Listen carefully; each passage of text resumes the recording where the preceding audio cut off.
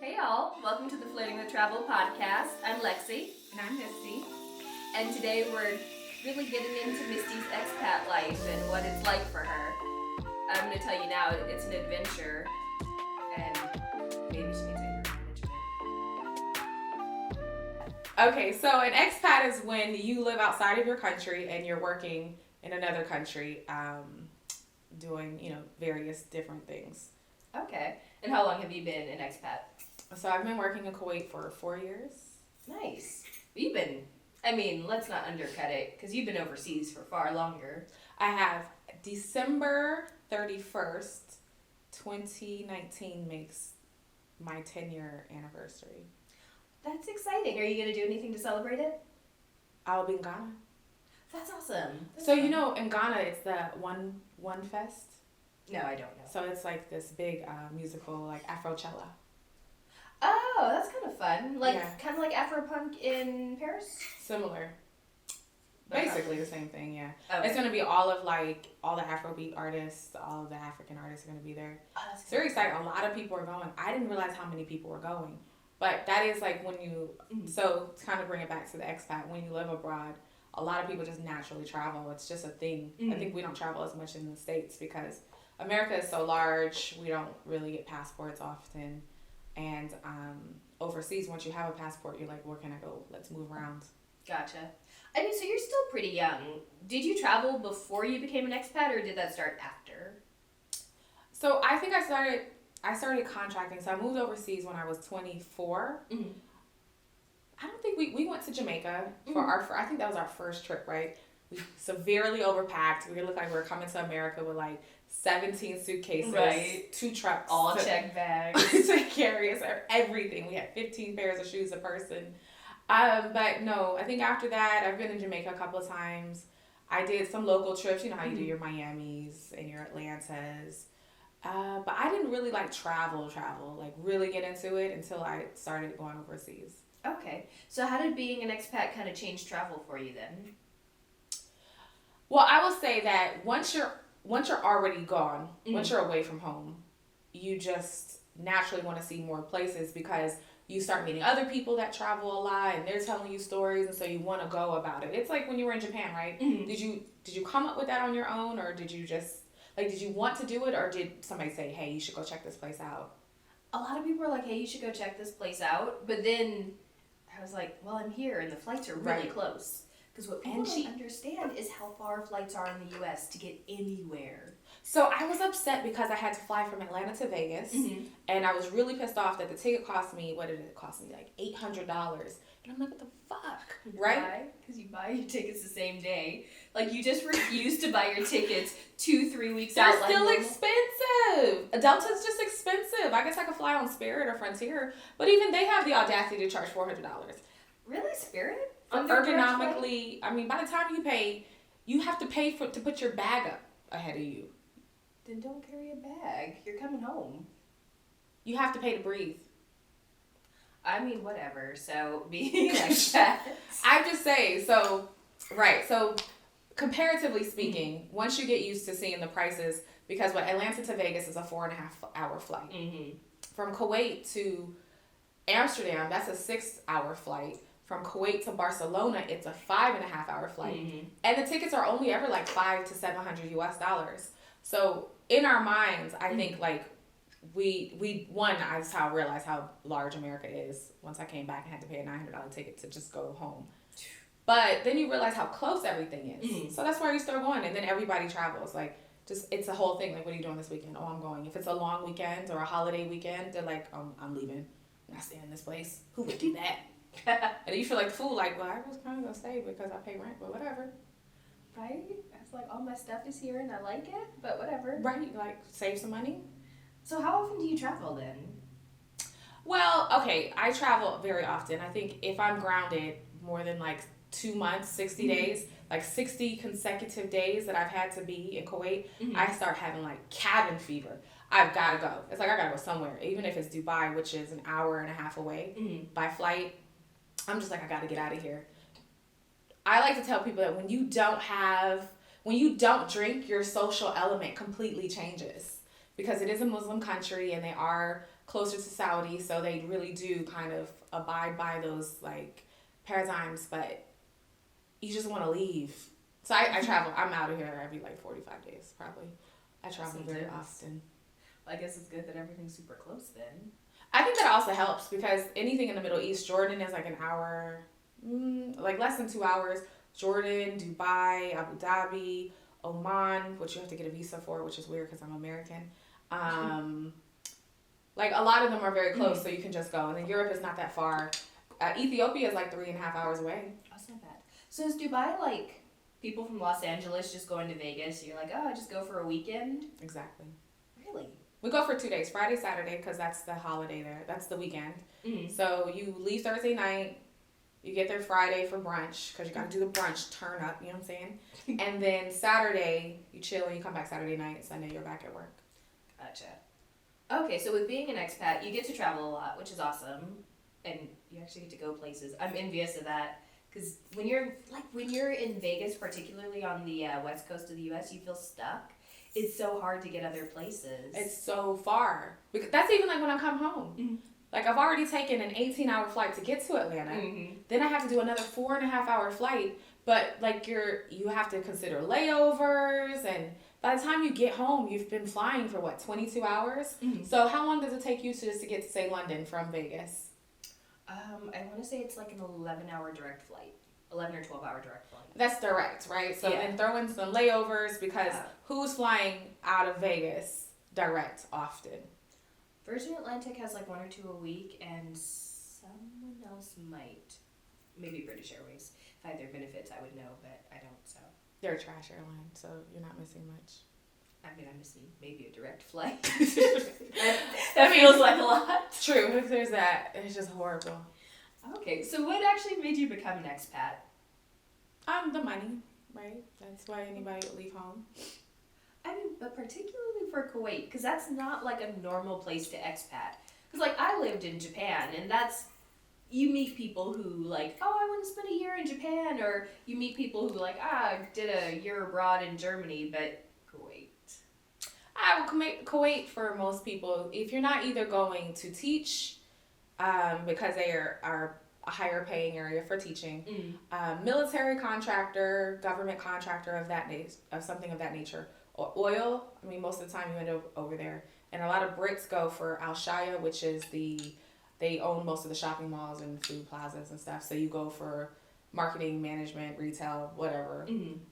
But, I mean, I ended up there because I was in Afghanistan and I did that for 5 years. I was burnt out. I wanted to live a regular life and I wanted to get out of a combat zone. And so one of the things I manifested was I want to finish my contracting career in like a Kuwait or a Dubai. So I got a job offer for Kuwait and I left because the money is it's all tax free to a certain threshold, and then you have to pay taxes over that. But I mean, you're paying taxes on a portion. Mm-hmm. So it's like if you're making $120,000, you only pay taxes on whatever is over that year's threshold. So I think this year is 107. Mm-hmm. So the $13,000 is what you pay taxes at the full bracket of it. Okay. But that's why people go over, because it's tax-free money. Because even if you're making 60 over there versus 60 at home, what is 60 tax, like 20%? Yeah, so you're basically losing almost a quarter of your pay. Not that we shouldn't pay taxes, because that's, I mean, I do want to support my country, so. I mean, I would too if they gave us, like, free healthcare for everybody. Anyway. Okay, so, I mean, Kuwait's a different place, obviously. Like you said, it's a dry country, which, I mean, I visited you in Kuwait, and that is a little rough. Just dry. It is. Because people go to, like, you go to TGI Fridays, or you go to, like, Cheesecake Factory, and you're just like, so why are you charging me $8 for this fake-ass mimosa? Like, what's in it that's making it $8 besides the Sprite and How do you have a virgin mimosa? It's just orange juice. Oh! What's the other one? Mojito. Oh, okay. At least there's something. I was like, man. They put some sparkly water in it. They want you to get the bubbles. Oh, got you. Like, hey, can I get a virgin screwdriver? They're like, orange juice? Yes. Thank you. But I want to make it feel special. Right. But I'm saying, so you like, but that takes a lot out of what you are used to. So if in a day you have Like, you're just tired, right? And you don't want to go to your friends, because the other part about being an expat is that you're living in a country without your family, so your friends become like family to you. You're talking to people and you become close with people you might not have necessarily encountered because of just the environment, right? And it's a pressure cooker environment, so relationships and friendships, they grow so much faster because like you are all you have. And in an environment like Kuwait, where you don't have bars and you don't have clubs and you have like house parties and stuff, it's very small. It's a very small country. It's a very small community. So 6 degrees of separation is so real that your friends become your family. But if you want to meet somebody else, it's so difficult because you're gonna run into somebody you know. And even if like say that day you just don't want to like be known, you're just gonna go drink some coffee and smoke some shisha by yourself. Is it because the expat community is so small? Well, Kuwait is small, but yes, the expat community is very small. Okay. I'm telling you, if you know 3 people, those 3 people will know 3 people, and within 2 months, you'll know everybody. I think you'll run into somebody that knows somebody that knows you. Yeah. So how did you kind of make your first friends when you got there? I was really, I want to say I had a really blessed situation. Like, I came into country and kicked off with somebody who's really still a great friend to me now. And she introduced me to some people who then became like my circle of friends. So within 2 weeks, I met pretty much the people I still hang out with now. Yeah. That's crazy. Right. I wasn't one of those people who had like a heart. One of my friends, she had a heart. The first year, she didn't meet anybody. She was trying to, but she never met people she clicked with. Everybody I met initially are pretty much, if they're still there, who I hang out with. That's weird, because even like living in Japan, I feel like it took me about a year to really hit my stride. Right. Because I started off with a training class for teaching, and I mean, I still keep in touch with like at least half of them now, but like there was a whole other subset that it took me forever to meet. So that's crazy that in 2 weeks you met the people that you still know. It was a really big blessing. Like, one of my really good friends, I met her within 2 months, and like I met the good people to go party with, the people who really travel, and they travel the way I like to travel, you know. And then I think what happened with my like last minute bookings was because, one, you're there, so you're close to things. The price doesn't actually fluctuate that much on tickets. Maybe like $100 within that window. What game are you playing? I know. They don't. I know what air tickets look like. They fluctuate. Well, no, I mean, okay, so if they fluctuate out of your price, then you just change where you want to go. It's for us, it's that simple. It's just like, okay, well, if we were all set on going here, and then we didn't book it, but we saw somewhere different, we'll just go there. You're like, all we know is that we're going. We know the group that's going. Right. We're going to find somewhere to go to. And we just book our hotels in the car when we're on our way. Like, sometimes but big weekends, you can kind of get screwed and get like shitty accommodations. This sounds so haphazard. You had to have some bad trips after all this. No, I haven't, actually. You just throw shit together and it all works out? Yeah, I mean, even when I come to see you, like, say when we meet up places, I normally book my ticket within that week. No, we have talked about this. I know you do that, and it causes me so much undue stress. I don't know why you're trying to, like, put gray hairs on my head. It just doesn't really bother me. Now, if I'm coming home, so I will say one time I was going to come home, and the tickets were $1,700, and I was like, okay, that's doable. And then I waited, and then the tickets jumped to like $2,800. And I was like, fuck my life.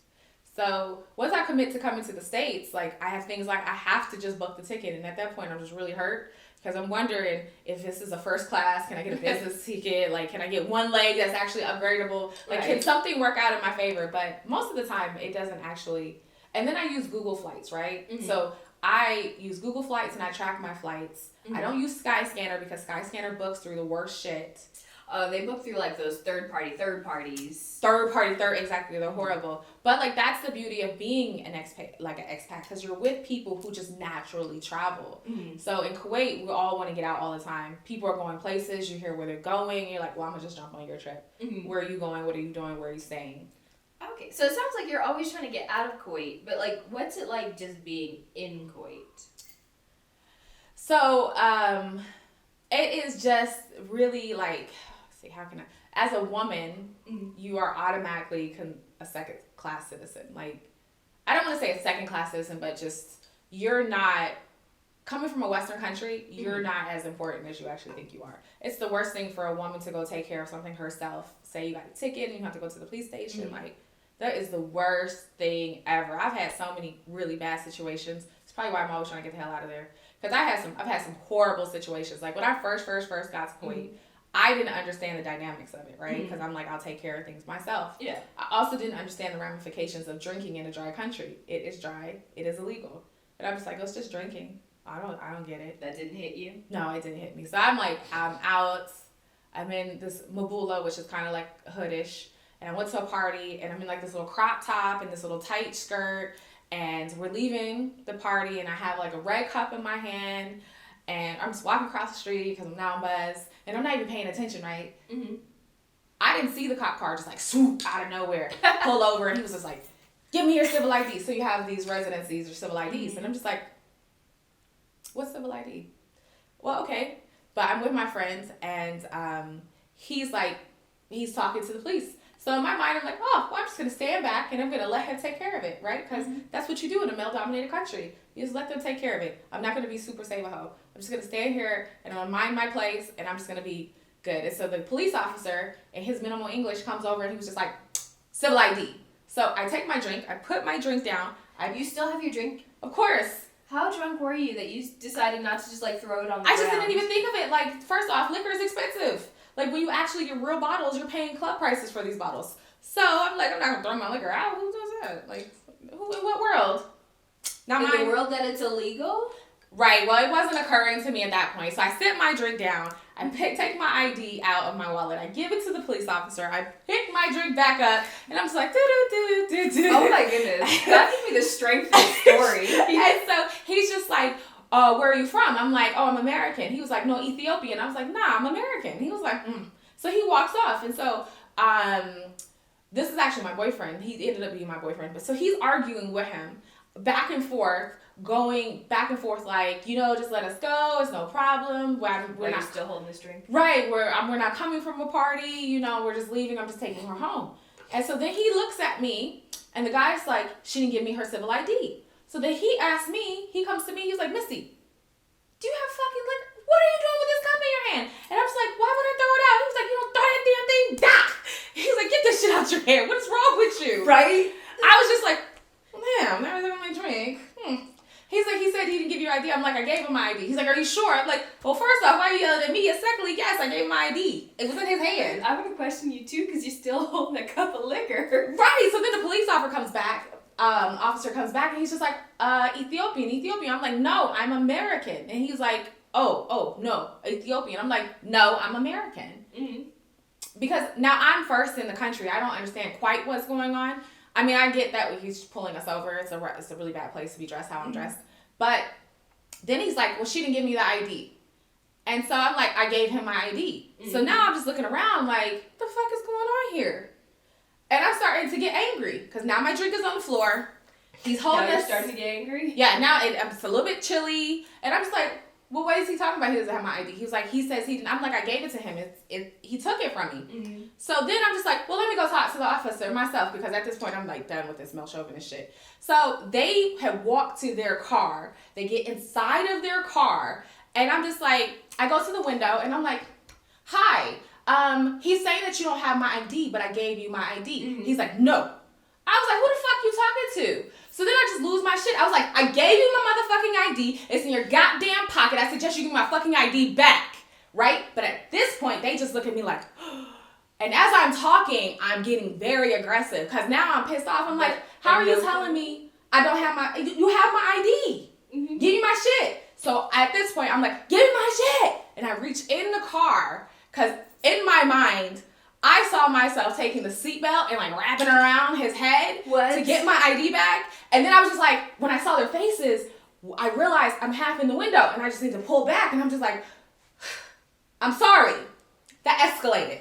But I just like my ID back. And then the guy I'm with, he's like, what are you doing?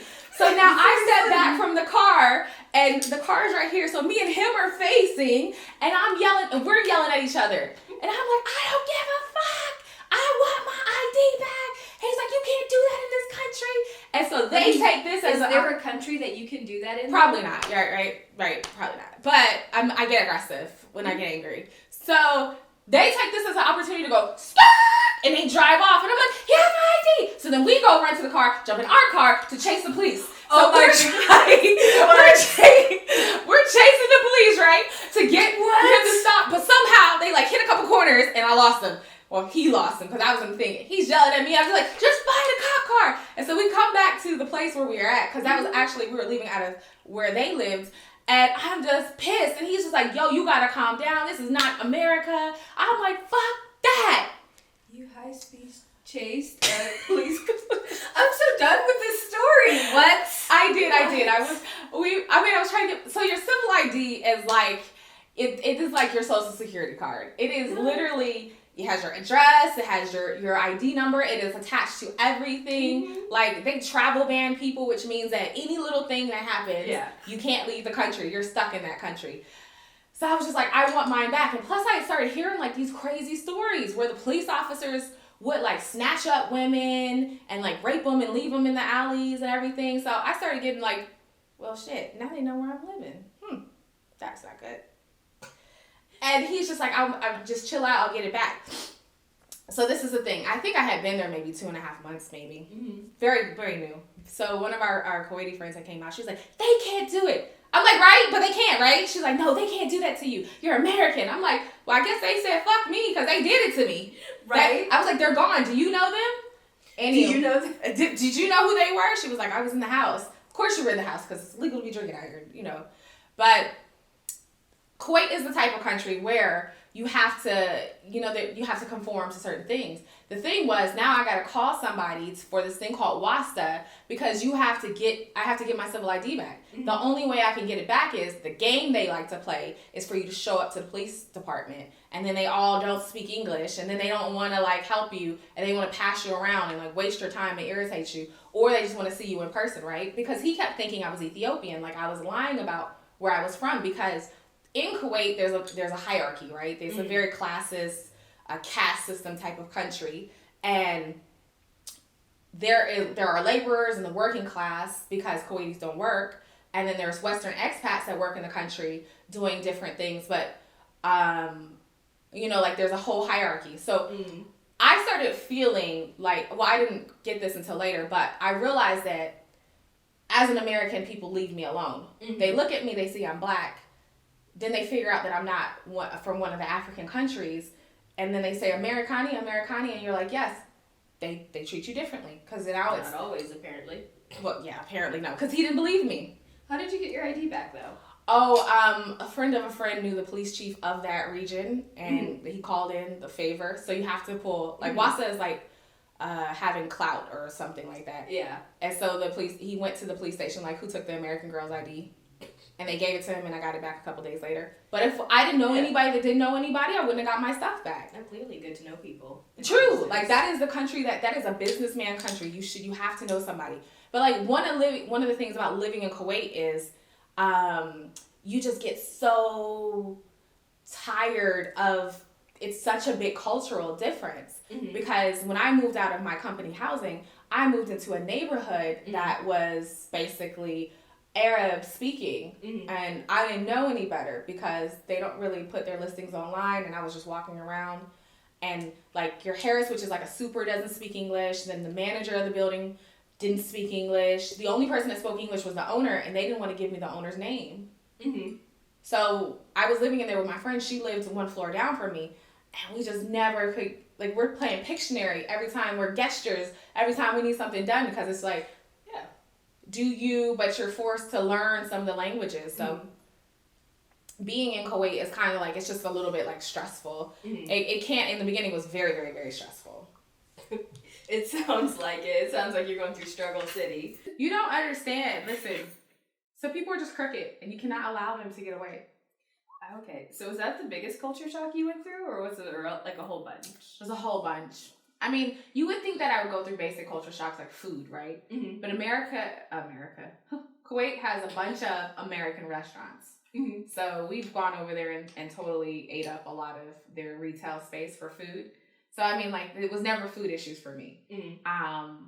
I didn't have my culture shock came with like being a woman and not being able to do things for myself. Mm-hmm. Having to rely on somebody else, particularly a man, to do it for me.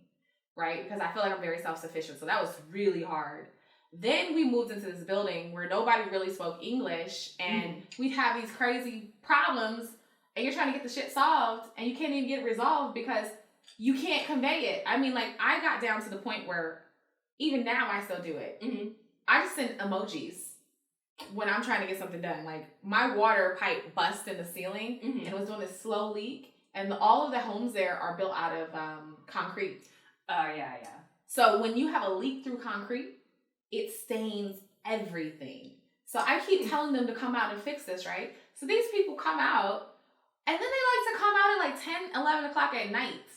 Is that a male-dominated society problem, or is it just like a language problem? No. It could be a language problem, but it is a male issue as well. I mean, because when you're calling somebody to fix something for you, they respond differently to men than they do to women. Okay. A man calls and says something, hey, fix this. It's urgent, even if he can't speak the language. A woman says it, it's like, meh. You really don't, like, you don't have a man to call for you? Like, no man cares enough about you to help you out that you have to call me yourself? Trash. It's like throwing the baby with the bathwater out. They just look at you like, you're not important. So one time I had the leak. Okay, so I had the leak. They came out at like 10:30 at night on a weekday that I'm working to fix this pipe. To stand on their shoulders, to get up to this pipe, to open it, to take like a towel and wrap it around the pipe that's leaking, and then like, class, and then they leave. I'm like, okay, maybe it's something I don't know about. 4 days later, bitches live, it's leaking again. Obviously. Right. So now I'm going ham. I'm yelling, and they don't understand. Common thread in these stories? Yes. I'm always yelling. I can do this. So they fixed that. I mean, culture shocks. Like, Americans are nice. We naturally speak. I think a lot of us don't think that we're cordial with one another, but American culture, more times than not, you say hello when you're walking, or hi, and you're hi, or you're bubbly or something of that nature. You say hello, you speak. They speak when they walk in rooms, whole rooms, but for a woman to speak to a man, it's not normal, right? Because it's taken as a different way. So I went down to get some shears for my house one time. We were in the fabric district. There were some shears. I went with my friend Tracy. We're walking through, and we find some nice shears. Well, the guy comes up, and he's like, hi, how can I help you? I was like, hey, how are you? How are you doing? He's like, oh, hi. So we're like talking, and we go down, we pick out shears, and he's just like, okay, so I will come to install them. And I'm like, cool. And Tracy's like, why is he coming to install them? I was like, well, I don't know. Why would he not? She's like, yeah, but is it happening for everybody, or is he just specifically coming to install yours? Because she had already been there for a year. And I'm like, she's tripping. I don't know. And then she asked, like, the Kuwaiti lady that was sitting there. She was like, excuse me, ma'am, who's installing your blinds? Is it him, or is it, like, a team that's coming out? And she didn't really speak English, but she's trying to convey, like, oh, some people are coming out to put up the curtains. He was like, no, I'm going to come out and specifically do it. He told me a price point, and I was like, okay. So he's like, oh, let's take a picture. So we take a picture. I mean, at this point, you're not finding this suspicious, though, even after Tracy talked to this person? No. I mean, did you find it, like, particularly suspicious that people were touching your hair when you were in Japan and China? I did. I started swatting. I was like, get away from me. No. Right. But you have to, like, because otherwise people would be all on you. So be like, no. Olive oil. Okay, well, maybe my naivety kind of got me. This is all in the beginning. So these are culture shocks. So okay. He's calling. Now he's calling at like 10, 11 o'clock at night. And I told Tracy, she was like, see, I told you, that's not normal. So I told the guy I was dating to come over the night he was going to come over, because he was like, I can't come over to install. I have to measure, because he was giving me a free rod, and he was going to come at like 10 o'clock at night. I'm like, that's weird. So I was like, you can't come earlier? He was like, no, I got to come when I get off. I'm like, okay. So I had him come over. When he got to the apartment and then he saw the guy there, he just went off. Like, he was so angry. He was just like, He was like saying things in Arabic. we don't know what he's saying. Mm-hmm. I just left to let him handle it because I felt like there was no reason for me. So what was supposed to be like 40 KD, which was $120, doubled in price because that's just like it's 50 KD for install fee. I'm like $150. What? Mm-hmm. So what was like supposed to be only $100 turned out to be $300. This man was mad. He was so angry, and then I realized I'm like, man, he thought he was coming over to get something. He was gonna take advantage and try to rape me.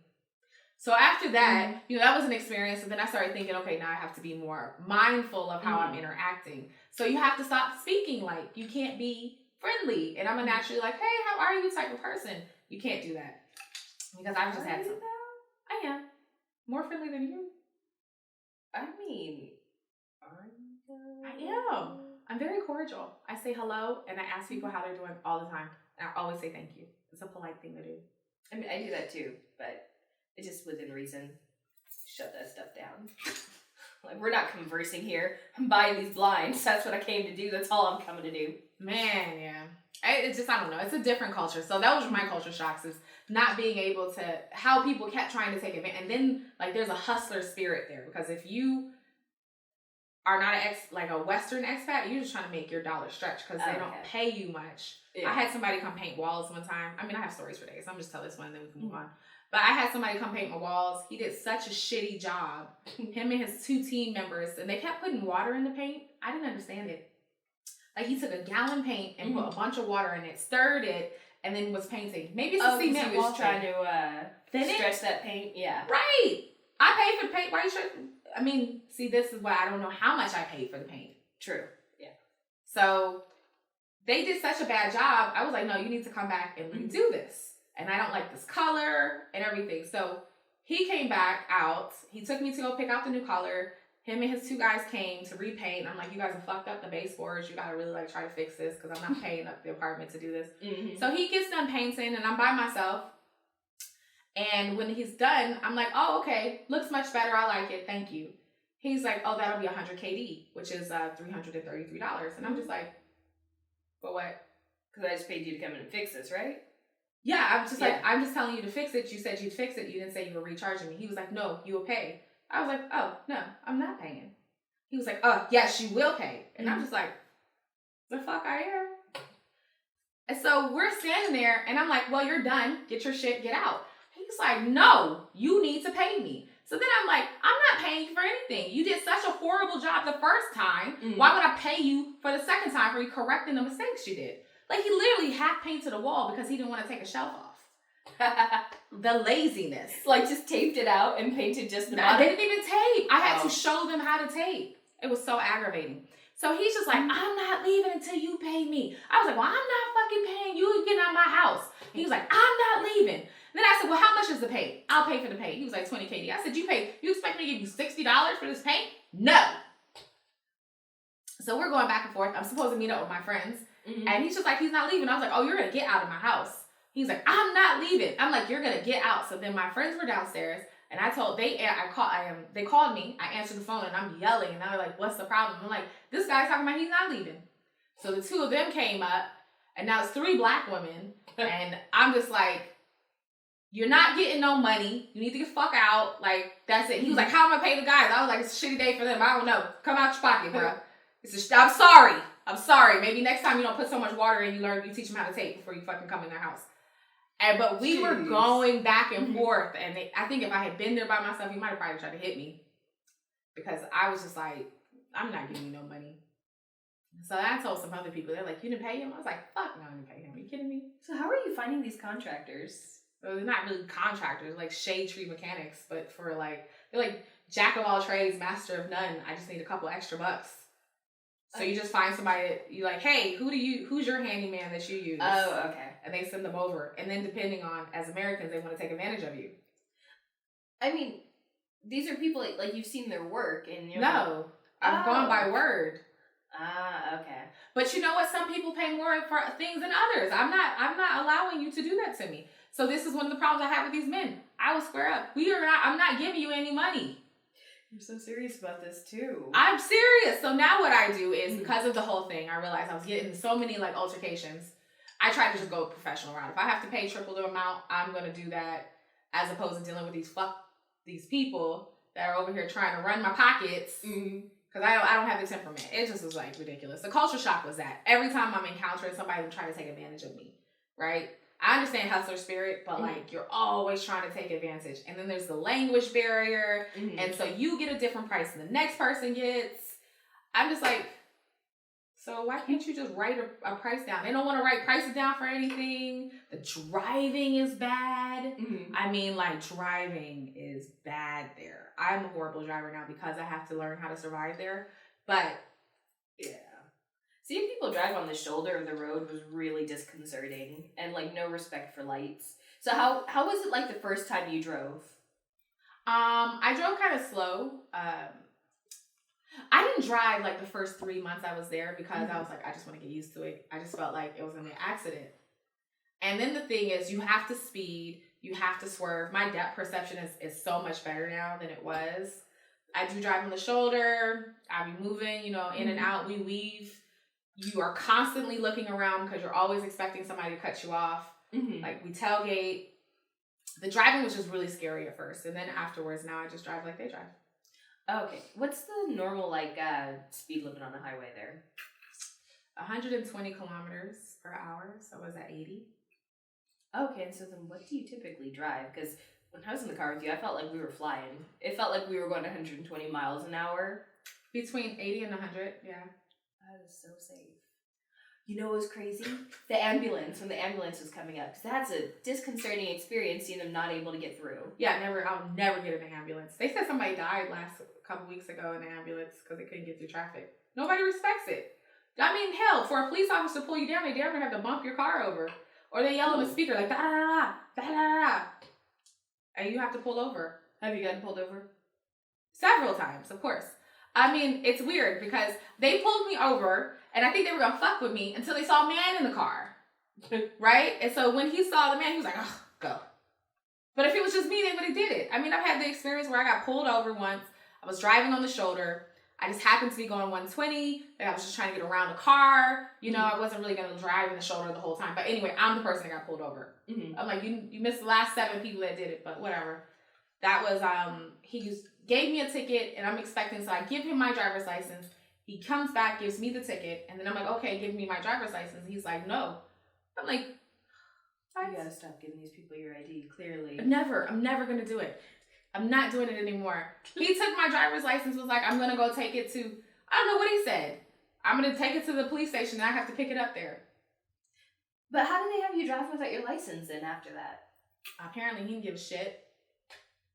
Because my friend was like, why would you give him your license? I'm like, bitch, I got pulled over. What do you mean? Why would I give him why would I not? Now I'm going to not. So it's just a cultural thing where you don't give your license there? Some people, so what she told me to do was, she was like, I would have stopped, and then I would have told him to follow me to my house, and then I would have had, what's-his-face come down and talk to the police officer for you. She's like, you don't ever interact with them. Have a man do it. Huh. Okay, well, I mean, so you have this advice for now. The next time you got pulled over, did you try that? Or have you not gotten pulled over? I've not gotten pulled over. I've slowed down. I was paying so many tickets. I felt like I was feeling like, they have cameras all over the place. Oh, okay. So I've slowed down. I mean, just generally what happened was, what changed about my mentality was my boyfriend, he left Kuwait. So once that buffer left, I realized it was just kind of me. And I didn't want to rely on like my friends to go do things for me because you're asking them to take their time out to go take care of things for you. So I've just really like made my home my haven. And I moved closer in, so I'm not in the city as far as I was. I was driving like an hour to work at one point, but it was really nice living. And I think like I've just really like honed in my schedule. I know after being there 4 years, I know where to go. I have better cultural norms. I understand it much better because like the shock of it all was starting to really wear on my spirit. Yeah. It was like I was drained. I would go home and just be so drained. I wouldn't want to leave the house. And then I had to move out of the building. So I didn't know how bad it was living in that building where they didn't speak English until I moved to a nice building that they did speak English. And I was just like, oh my God, I was fucking tired. Because like, you didn't have water. I didn't have water for 3 weeks. It wasn't until I messaged one of my Kuwaiti friends like, hey, can you please just translate this for me?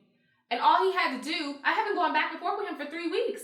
All he had to do was go up to the roof and switch the hot water heater thing on. that he had turned off. Why? He turned off the hot water just entirely? Yeah, one of the Turkish guys in the building didn't like hot water. So he turned it off for the entire building or just like a few apartments? I'm assuming the whole building because I was hot. I was taking cold showers. I was so frustrated. That's crazy. I was boiling water, trying, and I'm paying like a decent amount of rent. It was that. I mean, I've had like, I didn't know that the buildings didn't come with heat. It makes sense because it's so hot there in the summer, though. True, but it gets cold in the winter. Okay. It gets like 30s. So imagine your apartment at 30 degrees. But what Fahrenheit. do you do then? You get space heaters. Okay. I mean, the beauty of Kuwait, actually, one of the perks, okay, so some of the perks are, you don't have utilities. So your rent is all inclusive. So I don't pay for water, I don't pay for electricity, I don't pay for, gas, none of that. It's all included. That's a pretty good benefit, but I can see why they wouldn't put any heat. They're like, you figure it out. Basically. So you have space heaters all over the place, walking around like goddamn Eskimo.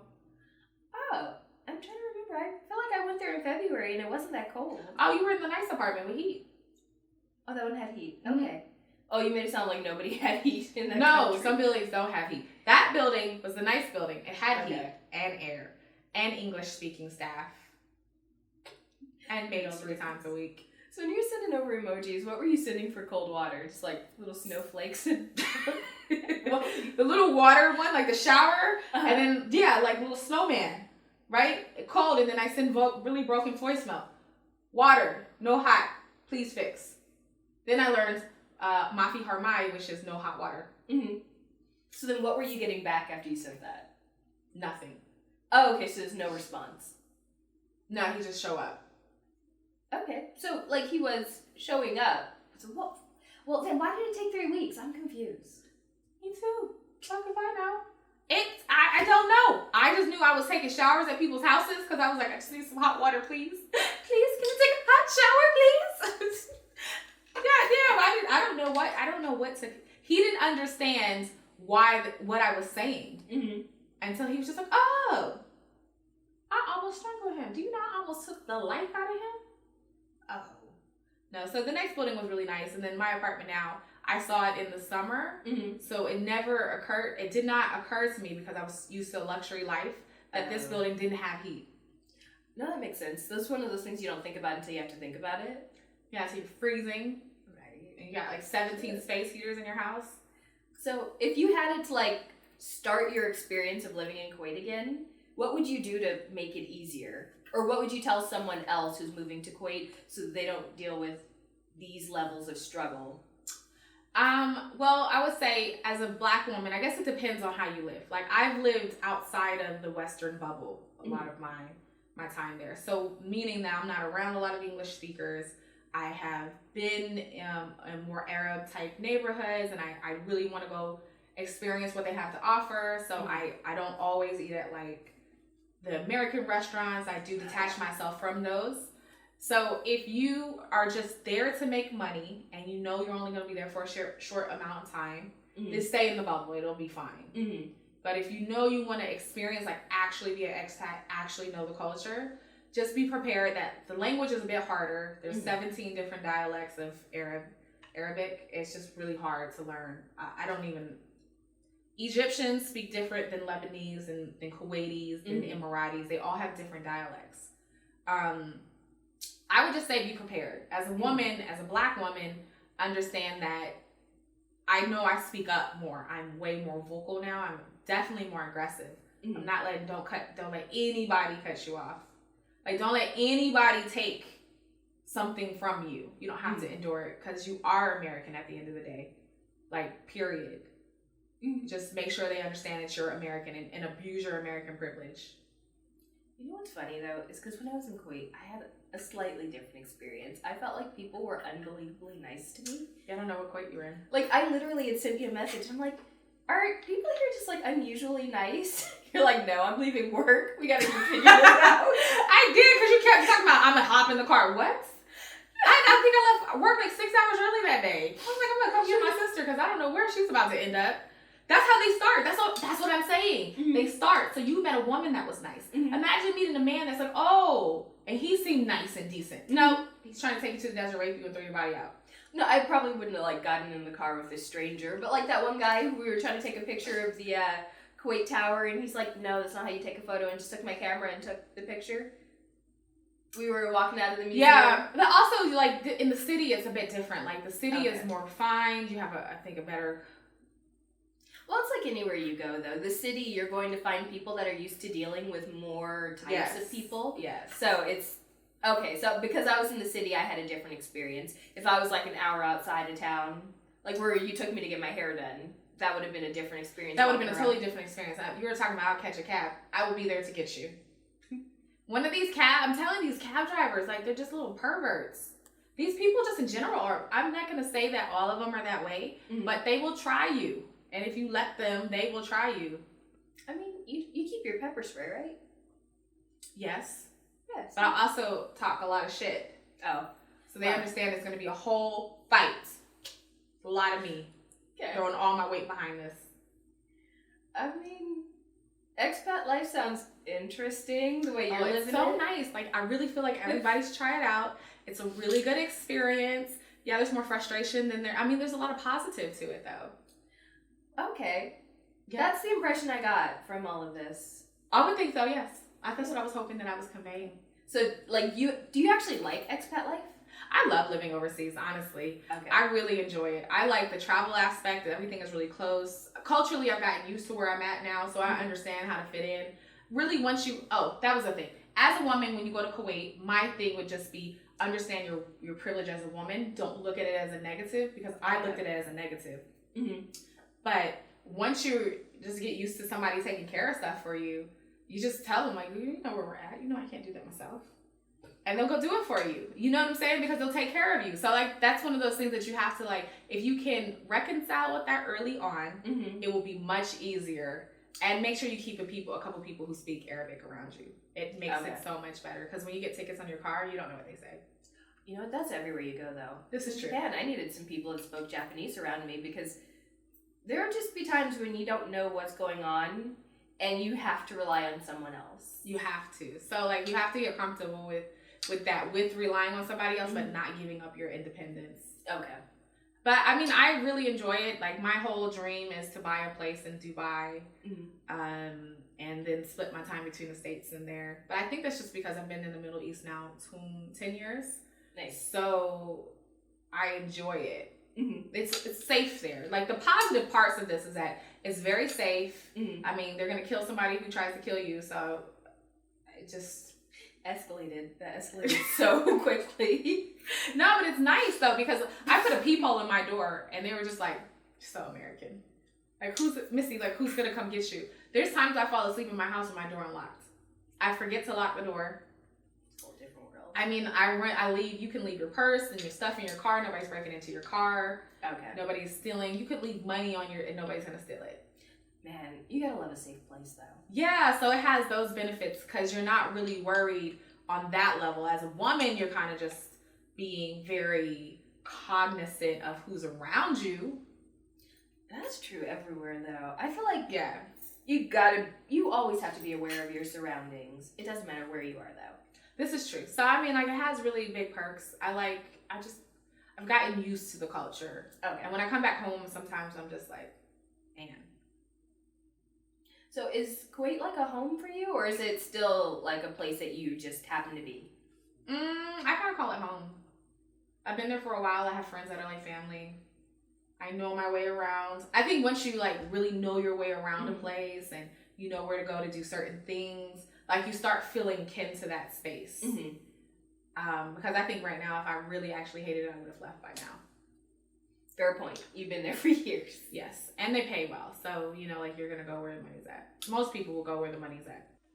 Well, fun times in expat land. Yes. It sounds like you're on a journey. A journey. I have hot water this year. That's all you need in life. Yes, that's all you need. Okay, well, we'll check back in. Bye.